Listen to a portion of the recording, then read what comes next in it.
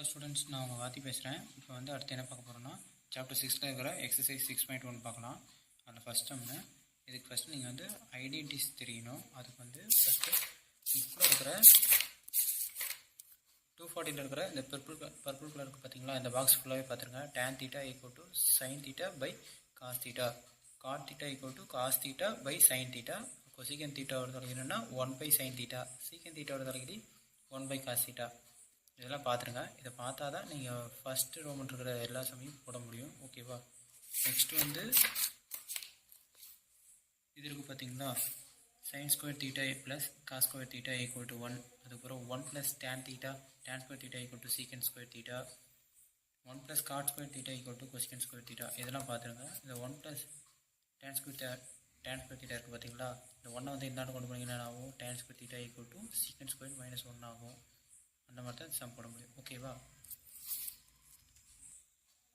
இப்போ சம் என்னன்னு பார்க்க போகலாமா? cot θ + tan θ = secant θ cosecant θ. இப்போ cot θ + tan θ லெஃப்ட் பக்கம் எடுத்துக்கலாம். லெஃப்ட் பக்கமாக இது எல்லா செஷனும் போட்டுக்கோங்க. = cot θனா என்ன? cos θ by sin θ + sin θ by cos θ. ஓகேவா? இதை வந்து கிராஸ் மல்டிப்ளை பண்ணிக்கோங்க. கிராஸ் மல்டிப்ளை பண்ணி என்ன ஆகும்? cos square θ + sin square θ by sin θ into cos θன்னு வந்துடுமா? அதுக்கப்புறம் வந்து cos square θ + sin square θ ஓட மதிப்பு என்ன? 1. இப்போ by sin θ into cos θ.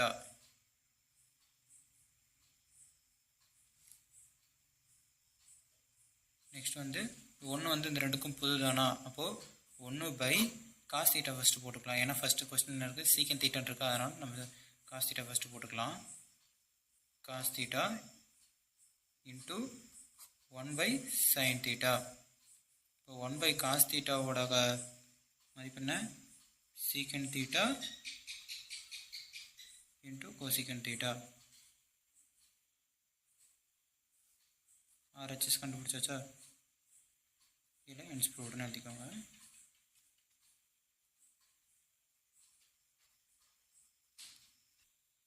அடுத்து இப்போ நெக்ஸ்ட் சம் என்னன்னா, ரெண்டாவது tan 4θ + tan square θ = secant 4θ minus secant square θவா?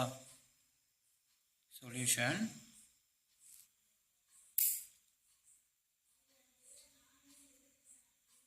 LHS = tan 4θ + tan square θ.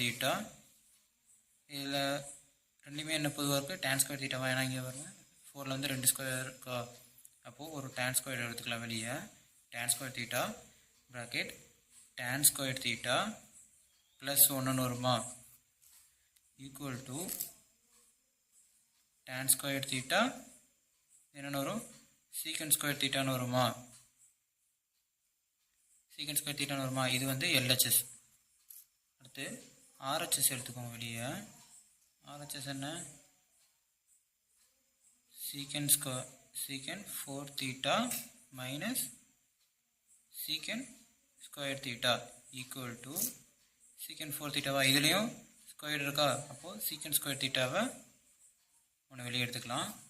இது 4 secant 4 இருக்கா, அப்போது இங்கே என்ன 2 ஆயிடுது. secant square θன்னு வந்துடும்.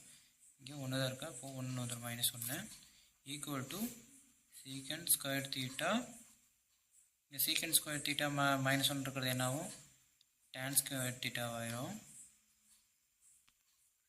இது ஒன்று தானா? ஏன்னா tan square θ into secant square θ ஒன்று தான், secant square θ into tan square θ ஒன்று தான். இப்போ LHS RHS equal LHS = RHS. hence provedன்னு கீழே எழுதிக்கோங்க. ப்ரூவ் பண்ணியாச்சு. ஓகே, தேங்க்யூ ஃபார் வாட்சிங்.